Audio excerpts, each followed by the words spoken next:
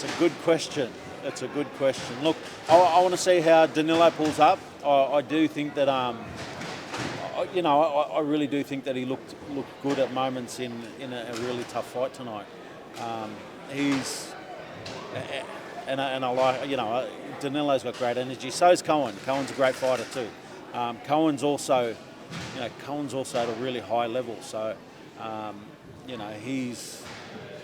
look, the sweepstakes are still open. Is he injured, David?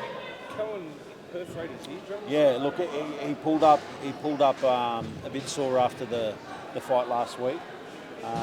So we'll have to wait and see how he is over coming weeks. But it's the curse of Nikita Tszyu at the moment. Has Nikita indicated to No Limit who he would like? Anyone. Nikita wants to fight. He's had a really good layoff. He's had a good break after a solid year last year, and he's ready to roll. So for him, he's ready to get in the ring against anyone, which I love. So for me, it's just finding the right person to be the dancing partner for Nikita Tszyu. Is he sparring in the US? Yeah.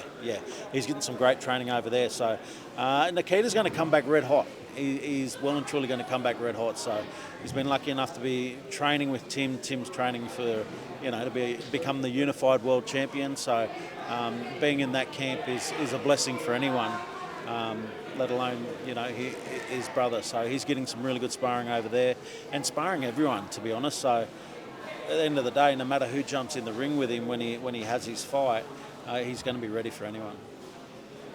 It's been a crazy 48 hours. How have you sort of dealt with this, all that's been going on? Dealt with it hanging by an absolute thread. It's been really testing. It's been really good. There was a moment there where everything fell to shit, and then we got it all back together, and now we're at a point where I'm really happy. I am really happy. What are we? 2 weeks' time, we'll be flying home with 2 belts. So possibly 3. No, don't say that. 2 weeks' time, we'll be flying home with 2 belts, and I can't wait. What was your, first reaction with Thurman's injury? And have you sort of seen the injury? Do you know what the injury actually is? I haven't seen anything yet. I was absolutely shattered. It felt like Charlo all over again. Thank God it wasn't on Christmas morning this time when we found out. But it was one of the moments. I was really excited for the Thurman fight. I'll be honest. From the moment when Thurman started talking, I got excited because I knew Tim was going to do an absolute job on him. And then, when we heard that, the first reaction was, okay, that sucks. What are we going to do? Let's get on the front foot. Let's make something happen.